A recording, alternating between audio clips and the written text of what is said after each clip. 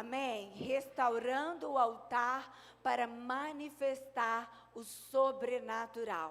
Por isso, seja muito bem-vindo, sinta-se à vontade, mas prepara o seu coração, porque agora nós vamos para a melhor parte. Vamos para o primeiro livro de Reis, no capítulo 18, do versículo 21. Deixa a sua Bíblia aos seus olhos.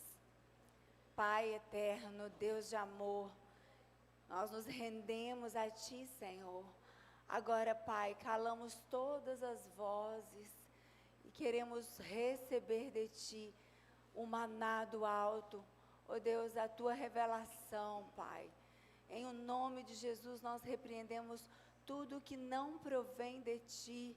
Em nome de Jesus, todo espírito de distração, todo espírito que vem para atrapalhar o ambiente da comunhão, nós repreendemos e declaramos: este ambiente está apto, as pessoas estão receptivas, elas estarão com o coração aberto para essa semente incorruptível da Tua palavra. Usa minha vida, Senhor, saca-me da Tua aljava e alcance o alvo proposto de eternidade a eternidade, para a glória do Teu santo nome, no nome de Jesus. Amém. Amém. Primeiro livro de Reis, no capítulo 18, versículo 21, diz assim: Elias dirigiu-se ao povo e disse: até quando vocês vão oscilar para um lado e para o outro? Se o Senhor é Deus, sigam-no, mas se é Baal Deus, sigam-no. O povo, porém, nada respondeu. Somente esse versículo, nós estamos aqui no contexto do profeta Elias. No tempo do profeta Elias, existiam vários altares de adoração ao Senhor. Entretanto, o povo estava adorando a ídolos, e isso já vinha de algum tempo. Israel tinha os seus altares ao Senhor, mas eles não eram exclusivos. Eram altares a mais.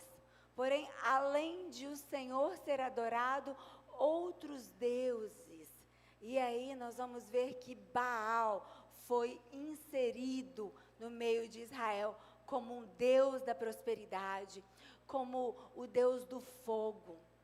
E Deus, vendo tudo aquilo, Deus queria mudar essa história. Essa história começou com quem? Começou com Salomão. Salomão, ele dividiu o reino.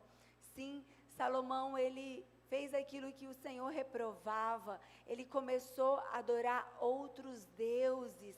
Sabe, Salomão não fez como Davi, mas Deus, fiel à promessa que havia feito a Davi, não dividiu o reino enquanto Salomão era vivo.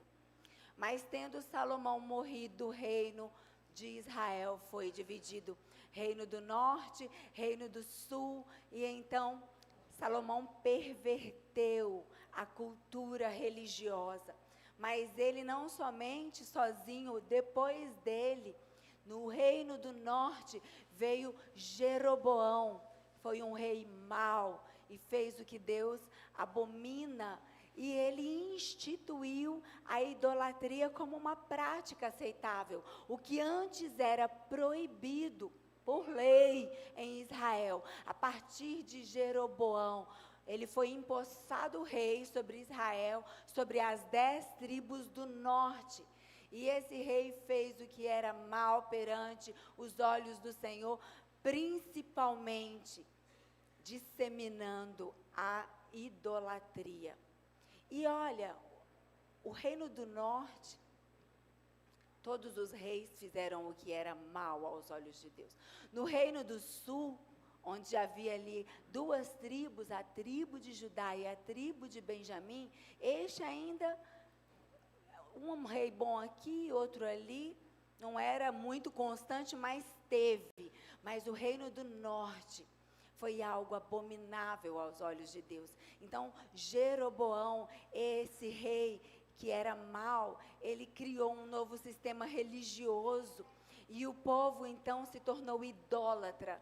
E através da idolatria veio também a apostasia. O que é a apostasia, gente? É o esfriamento da fé no Deus vivo. Aquele povo estava se distanciando de Deus, e rei após outro a idolatria permaneceu. Até chegar Acabe. Acabe, ele foi de todos os reis o pior. Esse rei, marido de Jezabel, ele introduziu oficialmente o culto a Baal e a Acera. Acera ou Astarote. Ele ergueu estes postes ídolos e começou a dizer que esses deuses tinham que ser adorados por Israel. Israel, gente, o povo da promessa. Ei, presta atenção aqui. Nós estamos falando da palavra. Levantando então profetas. Jezabel, ela era filha de um rei idólatra. E ela trouxe a idolatria para dentro de Israel. Acabe, para agradar sua mulher, ergueu um templo imenso para Baal. Levantando então profetas dessas duas deidades, tanto Baal quanto Acera, tinham muitos profetas. Elias é levantado por Deus então nesse cenário. Deus, ele vai observando, Deus sempre tem uma medida. Deus tem seu tempo de agir. E Deus foi dando corda. E nesse cenário de apostasia, de idolatria, de perversão, Deus levanta o profeta Elias com poder, com autoridade, com intrepidez. Elias é levantado por Deus para ser uma voz profética, para ser aquele que traria o avivamento outra vez. Para trazer o povo para perto de Deus outra vez. Porque outra vez Deus teve misericórdia. Outra vez Deus desejou perdoar os pecados daquele povo e trazê-los para perto. Eles chamavam o profeta Elias de o perturbador de Israel. Elias era persona non grata. Ele não era bem recebido porque ele falava a voz do Deus vivo. Ele falava o quanto tudo aquilo estava desagradando a Deus. Eles tentavam servir a Deus e a Baal ao mesmo tempo. E Elias levantou para dizer: até quando vocês irão coxear? Até quando coxeareis? Ou seja, ânimo dobre, aqui, acolá, meio pedra, meio tijolo, pé na igreja, pé no mundo, misturando santo com profano. Até quando? Eles tentavam servir a Deus e achavam que tudo bem em fazer uma fezinha a Baal. O problema não era a ausência de altar, queridos, mas era o altar dividido, era o altar quebrado, era o altar profanado. Porque o nosso Deus é um Deus santo, que não divide a sua glória com nenhum outro, que não divide o seu altar. E quando nós lançamos os olhos assim para os nossos dias, nós estamos como os dias de Elias, altares profanados. Lembrando que você é o altar, você é o templo do Espírito. Altares divididos. Eu quero Deus, mas eu também quero tantas outras coisas. Só Deus não me preenche. Eu preciso realizar tantas outras coisas para minha vida estar inteira. Aquele povo não tinha parado de ir nos altares do Deus vivo, mas eles iam também nos altares de Baal. O problema, querido, não é você não ir à igreja. O problema é você ir à igreja e continuar entregando a sua vida a outras deidades, a outros anseios. A realidade espiritual não é diferente hoje. Nós continuamos levantando altares, cultos, ministérios, estruturas, mas muitos deles foram contaminados por ídolos modernos. A tecnologia não necessariamente é uma coisa ruim, mas ela transformou muitas vidas em ídolos, no altar mesmo. Os ídolos católicos são figuras que não têm vida, né? São ali biscuits, tem boca, mas não fala, tem olho, mas não vê, tem ouvido, mas não ouve. Mas os ídolos evangélicos são pessoas que estão aceitando a adoração que só pertence ao Senhor. Só mudou, só repaginou. Hoje, junto com a adoração ao Senhor, nós carregamos no nosso coração ansiedade. Nós carregamos para a igreja vaidade, fama, dinheiro, consumismo, ativismo, preocupações. Tudo isso entra conosco na hora do culto. Não raras as vezes, estamos ouvindo a palavra e dando uma olhadinha nas redes sociais. Estamos dando uma olhadinha no nosso celular, ou olhando se a foto ficou boa, ou passando um filtro. Eu estou ouvindo a palavra, mas eu estou mexendo em outras coisas. Altar dividido, Deus não manifesta o sobrenatural. Altar dividido, Deus não entra para fazer aquilo que você precisa. Jesus falou sobre isso. Vamos para Mateus 6, 24. Jesus falou: ninguém pode servir a dois senhores, porque ou há de odiar a um e amar o outro, ou se dedicará a um e desprezará o outro. Não podemos servir a Deus e a Mamon.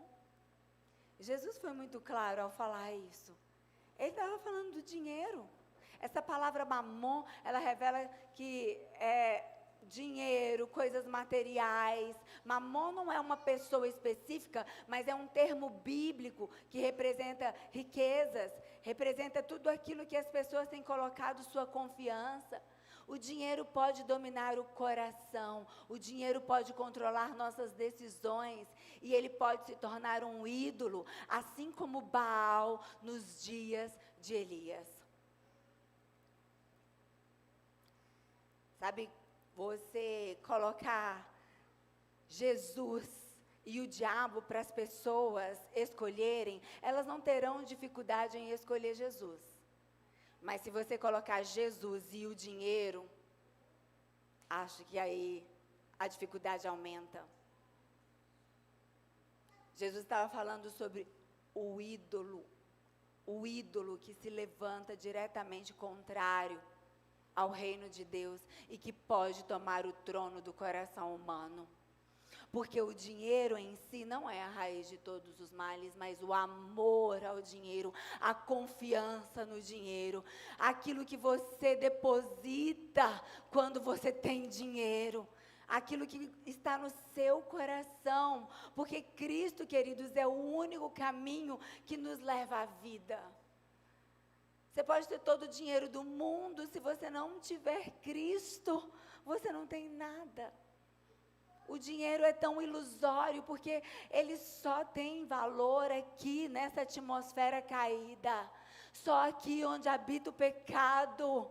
No mundo espiritual, o dinheiro não vale nada. A moeda é sangue. E Jesus derramou cada gota do sangue dele para comprar-nos, para salvar-nos, para nos resgatar. Nós estávamos entregues à morte.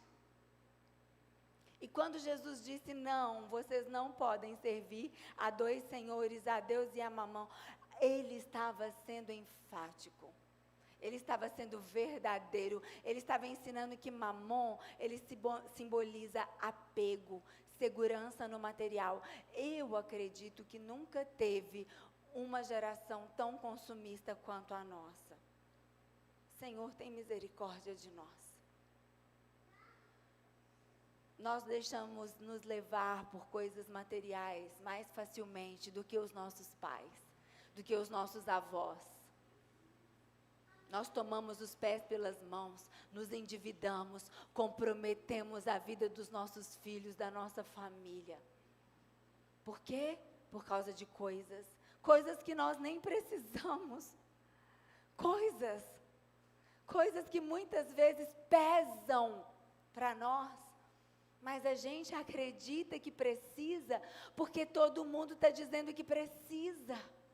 Nós vemos o tempo todo como que um formato que você precisa para você ser bem-sucedido é este. Mas não, Deus não quer um coração dividido. Deus não quer um altar dividido. O Senhor quer ser absoluto para nós.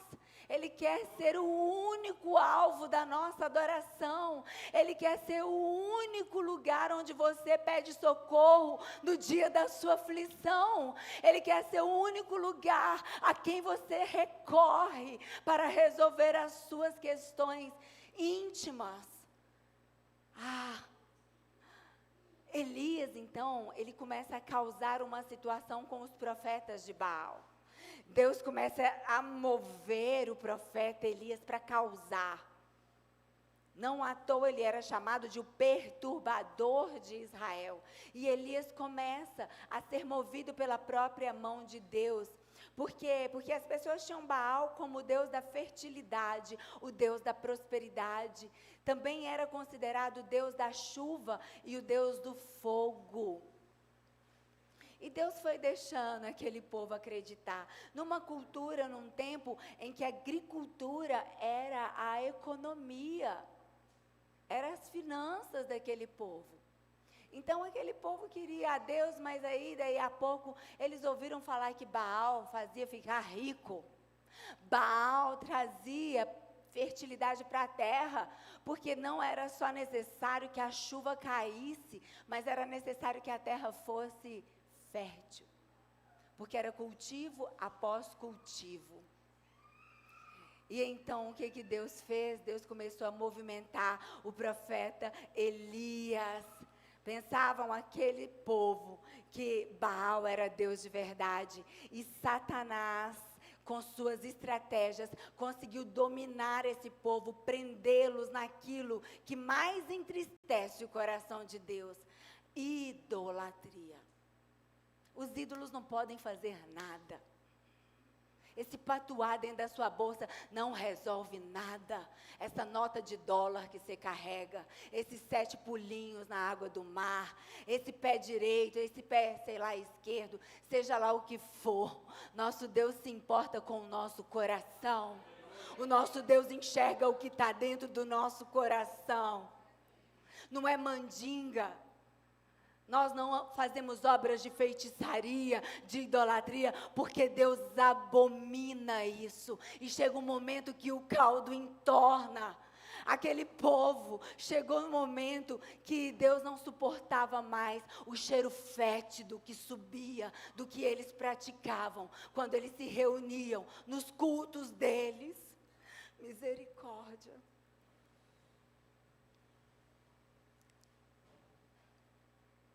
Hoje o Senhor quer falar algo diferente conosco.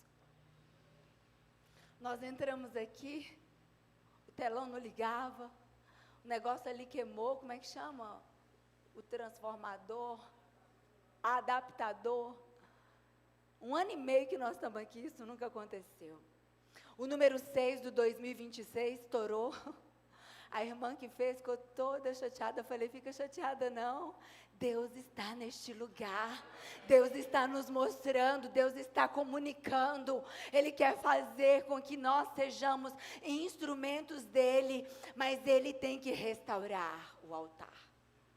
Na verdade, quem restaura somos nós, mas é Ele que nos instrui, porque nós não podemos fazer nada se Deus não nos permitir. Ele quer nos restaurar. Deus não aceita aquilo que está dividido. Elias então começa a causar. Satanás, com as suas estratégias, tinha colocado aquele povo bem longe de Deus e prisioneiro da idolatria. É nesse lugar que Elias se levanta e Elias causa um alvoroço no meio daquele povo. Ele prediz em alto e bom som que não choveria, água não cairia do céu por mais de 3 anos. Não caiu chuva. Aquele povo começou a desesperar. Baal, cadê Baal? Cadê a Sera, a deusa da fertilidade? Cadê? Não caía água, ininterruptamente. Então Baal foi humilhado. Ué, onde está o Deus da chuva? Ué, cadê o poder desse Deus que você tem adorado? Por que você está clamando e não está acontecendo nada? O profeta Elias se levanta para falar, não está acontecendo nada, porque vocês estão adorando a Satanás. Vocês não estão adorando a Deus vivo. Deus levanta Elias com tamanha autoridade, que ele propõe um desafio aos profetas de Jezabel. Haviam ali 450 profetas de Baal e 400 de Acera. Monte Carmelo era o cenário. E Elias fala, pois é, está quente, né? Não cai chuva, está fácil de pegar fogo, não está? Então, o desafio é esse. Faz um altar que eu quero ver descer fogo. Se Baal é Deus, o fogo vai descer. O Senhor já estava querendo mostrar. O Senhor já estava querendo se revelar. O nosso Deus quer se revelar a essa geração. O sobrenatural não tem a ver com os seus desejos pessoais, com os seus planos egoístas, com a sua agenda intimista. Não! O sobrenatural de Deus tem a ver porque Ele quer se revelar ao mundo, porque Ele quer se manifestar às almas que ainda estão perdidas. Ele quer alcançar um remanescente. E quando Deus decide, ninguém impede. Deus começou a mover Elias. E aí Elias faz o desafio, eles gostaram. Eles, ok, vamos preparar o altar. Na ousadia, Elias ainda faz a pergunta do texto que nós lemos. Ele fala, até quando vocês irão cochear? Até quando cocheareis em dois pensamentos? Eu acredito na Bíblia, mas eu também não acredito em algumas coisas dela. Eu confio em Deus, mas eu também confio nos jogos. Eu sou aquele adepto da religião, né? Mas eu não sou assim tão fanático, eu não gosto de ser radical nas minhas decisões. Eu flerto um pouco com o pecado, e o que tem de mais nisso? Tem tudo de mais. Porque Deus está nos chamando para sermos santos. Deus está nos chamando para impactar essa geração. Crianças, jovens, homens, mulheres, idosos. Se tem vida, tem propósito. E o propósito é este: revelar a glória de Deus. Fomos feitos para a glória de Deus. A maioria das pessoas, queridos, se você perguntar lá fora, se você perguntar, você acredita em Deus? Vai falar, acredito. Aí você fala assim, qual Deus? Aí vem uma gama de deuses. A natureza, enfim, tantas religiões. Só existe um caminho, só existe um Deus vivo e verdadeiro. É Jesus Cristo de Nazaré. Se não for Jesus, não há saída para a nossa alma, não há perdão para os nossos pecados. Se não for o Cordeiro de Deus nas nossas vidas, nós não temos mais aonde ir. Cada um fazendo para si o Deus que melhor lhe agrada. Não, Jesus é muito radical. Eu prefiro aquele outro Deus que não me confronta. Existe apenas um Deus verdadeiro. E se Ele nos confronta é porque Ele nos ama. Então os profetas de Jezabel aceitaram o desafio e colocaram um cordeiro dividido no altar. Você sabe por quê? O altar é você. E por que que Deus te aceita? Porque o cordeiro que está no altar, que é você, é Jesus. O Jesus santo, imaculado, puro. Por isso que Deus te aceita. Por isso que nós estamos no tempo da graça. Mas o altar é você. Altar dividido Deus não recebe. Não adianta falar no nome de Jesus se o seu altar é dividido. Porque para o sacrifício precisa do altar e precisa do cordeiro. Eles prepararam o altar, os profetas de Baal, e colocaram um cordeiro dividido. E ali eles começaram a dançar, a gritar e a clamar por Baal, e nada. E eles clamavam mais, gritavam mais, começaram a se cortar, para que o sangue deles, o cheiro do sangue, pudesse atrair a presença de Baal. E nada. E Elias, tomado de uma ousadia, ele começa a falar: chama o Deus de vocês, ele não é Deus? Pode ser que ele esteja muito ocupado, atendendo às orações, o clamor de algum necessitado, mas continua chamando, quem sabe ele vai ouvir. E eles chamaram, clamaram, e nada. Já Elias não orou primeiro. Elias não chamou o fogo primeiro. Sabe o que Elias fez primeiro? Restaurou o altar. Porque Elias já sabia da parte de Deus que o altar estava corrompido, que o altar estava profanado, e para o fogo descer do céu, o altar tinha que ser restaurado. Deus não começa com o sobrenatural, queridos. É o que nós gostaríamos, né? Porque nós desejamos o milagre, nós desejamos a solução dos nossos problemas, nós desejamos a cura, nós desejamos o sobrenatural, mas Deus não começa pelo sobrenatural. Deus começa com arrependimento, com alinhamento, com obediência. Deus começa nos chamando para pertencermos por inteiro. É sobre entender que só Deus merece a nossa adoração. Só Deus governa as minhas decisões, só em Deus está a minha confiança. Vamos para o profeta Isaías 42, de 8 a 9.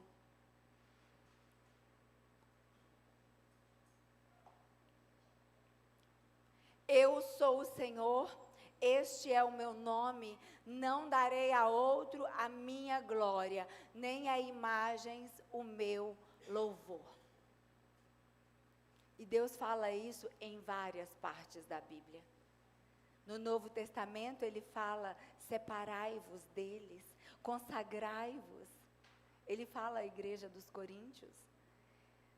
Não tem como ser altar de Deus se você não está consagrado a Ele. Não tem como você viver para a glória dEle se você não entendeu que a sua vida não é mais para o seu bel prazer, para a sua empolgação. 2026 não é ano para empolgação. 2026 não é ano mais de cochear em um pensamento e outro. Não haverá mais tempo para ânimo dobre. Assim como havia chegado para aquele povo que estava adorando Baal, chegou, transbordou a medida. Deus está falando. Um altar rachado revela um coração dividido. Fogo não desce em altar profanado. Antes da manifestação do fogo, vem o conserto do altar. Restaurar o altar existe quebrantamento, mudança de direção, uma decisão radical para a virada do ano. Uma decisão radical. Ninguém pode tomar para você. Aproveita hoje, que é dia de fazer planos. Sim. Deus nos deu um coração cheio de desejo, de sonhos. Aproveita hoje para falar: Senhor, eu tomo uma decisão radical. Eu quero te servir por inteiro. Eu quero ser teu de verdade. Eu quero pertencer a ti, Pai. A minha casa, tudo que leva o meu nome, a minha história, os meus talentos, os meus dons. A palavra de Deus também nos chama de pedras vivas, porque quando Elias vai restaurar o altar, Deus fala com ele para pôr 12 pedras. E nessas 12 pedras, Deus estava trazendo ali a tipologia da promessa para as 12 tribos do patriarca Israel. Deus que é Deus de Abraão, Isaac e Jacó. Jacó teve seu nome, a sua identidade mudada. Em Israel, Deus levanta os 12 patriarcas, as 12 tribos. Mas não só isso, essas 12 pedras também revelam a igreja. As 12 pedras do altar de Elias está falando sobre você e sobre mim. Ela está falando da igreja. Ela está falando do fundamento apostólico. Nós somos a noiva de Cristo. E o fundamento desse edifício espiritual que está sendo edificado são os apóstolos, é a doutrina dos apóstolos, é a sã doutrina. É Deus nos chamando para restaurar o altar na palavra, para tirar tudo aquilo que foi inserido, que não pertence à palavra do Deus vivo. É tanta coisa hoje em dia, que tem coisa que a gente acha que está na Bíblia, mas nem está. Vamos para 1 Pedro, capítulo 2, versículo 5. Primeira carta de Pedro. Olha o que diz aqui. Vocês também estão sendo utilizados como pedras vivas na edificação de uma casa espiritual, para serem sacerdócio santo, oferecendo sacrifícios espirituais aceitáveis a Deus por meio de Jesus Cristo. Você, sua decisão, seu olhar, suas palavras, a roupa que você veste, as coisas que você compra, a forma como você, lá dentro da sua casa, trata a sua família, a forma como você se porta no seu dia a dia, na rua, o seu entrar, seu sair, seu ir e vir, seus amigos, suas rodas de conversa. Você é o altar, você é pedra viva. Deus quer derramar fogo. Deus quer derramar, e o fogo é um fogo que nos renova, que nos purifica. Deus não quer nos destruir, Ele quer nos motivar, nos elevar, Ele quer nos impulsionar, mas para isso, Ele quer restaurar o altar. Deus está liberando fogo para altares restaurados. Deus está chamando um povo separado, geração eleita, sacerdócio real, povo santo, nação adquirida, com exclusividade. Para o quê? Para anunciar as grandezas de Deus. Nós paramos de anunciar as grandezas de Deus para anunciar as grandezas dos nossos feitos. Até mesmo nós podemos ver nos testemunhos, para testemunhar de Deus, o púlpito virou contação de história, de personalidades gospels, para anunciar a grandeza de Deus, não a nossa, para apontar para Deus. Nós somos apenas um altar pedra. O sobrenatural, queridos, é consequência de um altar íntegro. Não é que Deus deixou de ser lembrado, mas Ele deixou de ser o centro. Talvez você ainda lembre de Deus, mas é aquela oraçãozinha rápida. Passa a semana inteira, teve tempo com Deus não. Mas domingo você está na igreja. Está lá, ouviu a palavra, você está religiosamente no templo. Mas isso também, os profetas de Baal, o povo fazia com Deus e depois tinha tempo com Baal. Aliás, eles tinham mais tempo com Baal do que com Deus, mas às vezes eles passavam ali e davam um oi para Deus. Restaurar o altar vai exigir de você retirar tudo aquilo que virou ídolo na sua vida. Ei, presta atenção aqui. Talvez você gostaria de 7 chaves, 7 entradas. Eu não sei mais que é lá das quantas. Mas essa palavra tem poder para virar a sua história. Se você entender que tudo que Deus quer é que você retire os ídolos. Que você diga, Deus, não mais isso. Isso eu não quero mais. Dessa forma eu não faço mais. Deus quer ser prioridade. Ele não quer ser só uma opção a mais para você. Ele quer ser o primeiro lugar da sua vida, o primeiro lugar da sua história. E isso não tem a ver com o seu dinheiro, com o seu dízimo. Isso tem a ver com o seu respirar. Isso tem a ver com o seu viver. Restaurar o altar vai exigir reorganizar o seu tempo. É voltar a ter prioridades claras para Deus. É voltar a fazer aquelas coisas que você fazia lá no primeiro amor. De se derramar aos pés do Senhor.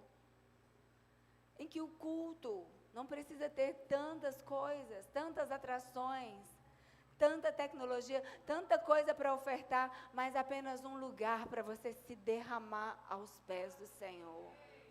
Eu creio que 2026 nós iremos experimentar reuniões de oração cheia de gente, sem telão, sem louvor lindo, só oração, cheio de gente sedento para a manifestação do sobrenatural de Deus, porque Deus vai manifestar sim a glória dele, o sobrenatural dele virá sobre a terra, saiba você, crendo você ou não, Deus disse, Deus não é homem para que minta, nem filho do homem para que se arrependa, uma vez dito será feito. Mas só quem tiver o altar restaurado receberá o sobrenatural. Menos aparência, mais interior, mais essência, mais vida de verdade. Fala menos o que você faz para Deus, busque mais no secreto.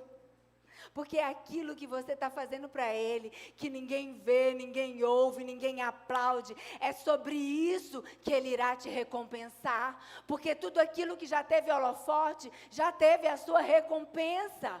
Deus não entrará nisso. Ele deixou aquele povo se furdunçar no movimento de Baal, e eles bem que gostavam, trazia prazer. Cultos a Baal tinham prostitutas cultuais, mas chega uma hora que a morte bate na porta, chega uma hora que a sequidão bate na porta, porque não se engane, há caminhos que parecem bons, mas o final deles tem uma morte te esperando.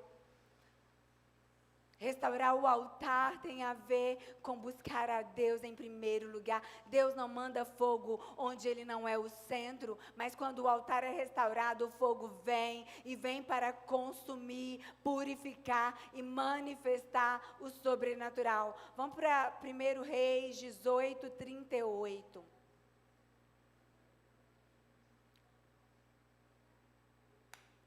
Então o fogo do Senhor caiu e queimou completamente o holocausto, a lenha, as pedras e o chão. E também secou totalmente a água da valeta.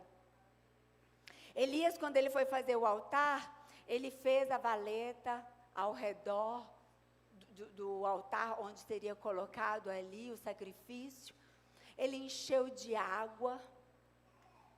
O altar lá dos profetas de Baal, não caiu fogo, não pegou fogo de jeito nenhum.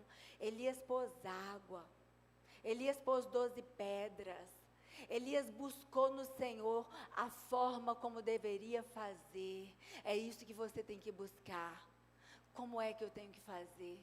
Hoje, depois do culto, depois da festa, depois de comer, depois de se deleitar, lá na sua casa, separa um tempo com o Senhor, você e Ele. Faz isso.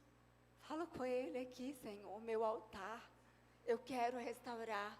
Sozinho eu não consigo. O Espírito Santo me ajude. Me ajude. Porque o fogo desce quando o altar é restaurado. Aqui, eles estavam no Monte Carmelo. Está lá o Monte Carmelo para você visitar em Israel. Quando nós fomos lá aos pés do Monte Carmelo, tem uma cidade chamada Haifa. Nessa cidade tem um templo muito visitado por arquitetos e engenheiros, é famoso, chama Bauhaus. Coincidência, né? Porque Baal era adorado ali. Mas não vamos espiritualizar tudo, né? Ali é uma mistura de cultura alemã com a própria cultura ali de Israel, com arquitetura clean, minimalista, mas o templo lá chama Bauhaus. Lá no Monte Carmelo, quando o altar foi restaurado, o fogo desceu e todos viram o poder de Deus. Ali naquele momento, coloca para mim o versículo 39. Quando o povo viu isso, todos caíram prostrados e gritaram: o Senhor é Deus, o Senhor é Deus. Vamos ler juntos? Quando o povo viu isso, todos caíram prostrados e gritaram: o Senhor é Deus, o Senhor é Deus, só o Senhor é Deus, só Jesus é Deus, só Ele reina, só Ele é digno da nossa adoração. Só Ele. Dedique a sua vida a Ele, restaure o seu altar a Ele. Você vai ver o que Ele vai fazer. Aquilo que olho nunca viu, ouvido nunca ouviu, jamais chegou ao coração de ninguém. É o que Deus quer fazer na sua vida, na sua história. Sabe, hoje o Senhor nos pergunta novamente: até quando vocês vão viver com dois pensamentos? Pensamento dobre, marola, sabe? Vai e volta, não chega a lugar nenhum. Eu quero, mas eu não sei. Tem tanta coisa ainda para viver. Eu vou deixar para quando eu aposentar. Quem te disse que você vai chegar até lá? E se você tiver só o dia de hoje? 1000 anos para Deus são como este dia que passou. Se em um dia você decidir consagrar sua vida e se entregar integralmente, se no outro dia sua alma for retirada, você vai salvo. Um dia na presença do Senhor vale mais do que a vida inteira longe dEle. Se hoje você decidir: eu quero só o Senhor é Deus na minha vida, eu quero fazer essa restauração, eu quero fazer todos os consertos necessários para que o Senhor possa me usar, o sobrenatural na terra, para eu manifestar esse Deus que está vivo, que tem planos. Ele quer curar, Ele quer libertar, Ele quer sim pregar nos 4 cantos dessa terra. Ele quer enviar pessoas. Talvez Ele vai te enviar. Se Ele não vai te enviar, talvez Ele vai te usar para que você possa prover o envio de alguém. Deus quer fazer através de nós. Sabe que nessa virada de ano, o altar da nossa vida e da nossa igreja seja totalmente restaurado, para que o fogo de Deus venha e consuma tudo aquilo que não glorifica o seu nome. Tudo aquilo que não glorifica o nome de Deus na sua vida, tem que ser retirado. Se tem alguma coisinha assim que você fala assim: eu sei que isso aqui não glorifica a Deus na minha vida. Eu perco o domínio próprio, não glorifica a Deus. Eu estou dependente disso. Isso aqui me tira do sério, me tira o prumo. Fala para Deus: eu quero fazer um tempo de consagração. Faz um aceno, faz um propósito, faz um voto, faz alguma coisa, mas o Espírito Santo vai te instruir. Não faz voto de tolo, não faz da sua própria cabeça, mas busca no Senhor, pede a Ele para guiar seus passos, pede a Ele para falar no seu ouvido, pede a Ele para te dar forças, porque Ele está aqui desejoso de fazer isso por você. Ele quer fazer tudo o que você precisa. As 12 pedras utilizadas por Elias nos indicam o cumprimento de um ciclo. Sim, os 12 patriarcas, os 12 apóstolos, e lá em Apocalipse nós vemos os 24 anciãos, e nós vemos que a igreja representa essa integridade. Ama ao Senhor de todo o seu coração, com todo o seu entendimento, de todas as suas forças, com toda a sua alma, com tudo que você tem. Isso é integralidade. As 12 pedras representam isso. Um ser integral nas mãos de Deus. Então eu quis aqui trazer, já estamos quase no momento da contagem regressiva, mas para o ano de 2026, você que caminha aqui na Missão Life, você vai ver permear os nossos meses. As 12 pedras, profeticamente nós deliberamos, profetizamos, é cada um dos meses do nosso ano. 12 meses na presença de Deus, 12 meses recebendo o sobrenatural de Deus. O primeiro, consagração. Consagra a sua vida, já começa agora. Nós vamos entrar em janeiro agora. Primeiro, consagração. O segundo, fé. Fevereiro de fé. Fé, põe o pé na fé em Cristo. De consagração vai para a fé. Março, terceiro mês, obediência. Obedecei ao Senhor e você verá o que Ele fará através de você. Quarto mês, abril, santidade. Santidade ao Senhor, sede santos porque Deus é santo. O quinto mês, maio, amor, porque Deus amou o mundo de tal maneira que deu o seu Filho unigênito para morrer por nós, para ser entregue por nós, e todo aquele que nele crê não perecerá, mas receberá a vida eterna.